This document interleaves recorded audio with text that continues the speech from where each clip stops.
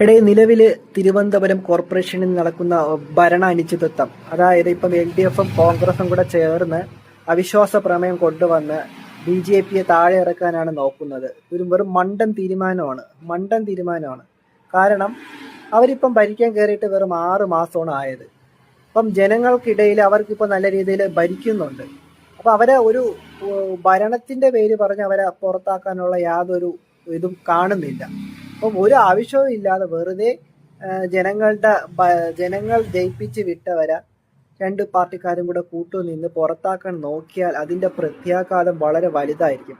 കാരണം ജനങ്ങൾ ഇത് കാണുന്നുണ്ട് എന്നുള്ള ഓർമ്മ ഈ കോൺഗ്രസ്സുകാർക്കും LDFകാർക്കും ഓർമ്മ വേണം. ഇപ്പോൾ അവർ 50 സീറ്റോടെയാണ് ജയിച്ചിട്ടുള്ളത്. ഒരു പക്ഷേ ഇനിയുള്ള ഇലക്ഷനുകളിൽ 50 പോയിട്ട് 60, 70 വരെ സീറ്റുകൾ BJP കരസ്ഥമാക്കാൻ, അതുകൂടാതെ കോർപ്പറേഷൻ ഭരണം സ്ഥിരമായി BJPയുടെ കൈകളിലേക്ക് എത്താനുമുള്ള അവസരം ഒരുക്കി കൊടുക്കുകയാണ് ഇവിടെ കോൺഗ്രസും CPMും കൂടെ ചേർന്നത്. ഇവിടെ ഒരു കാര്യം ശ്രദ്ധിക്കണം, CPMന് ഇനി ഒന്നും നോക്കാനില്ല. കാരണം എല്ലായിടവും പാർട്ടിയും പോയി, ഇപ്പം ഭരണവും പോയി, ഒന്നുമില്ല. പക്ഷെ കോൺഗ്രസിന് അതുപോലെയല്ല.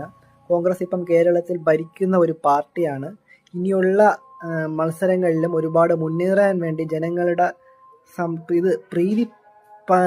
പ്രീതി നേടിയെടുക്കേണ്ട ഒരു പാർട്ടിയാണ്.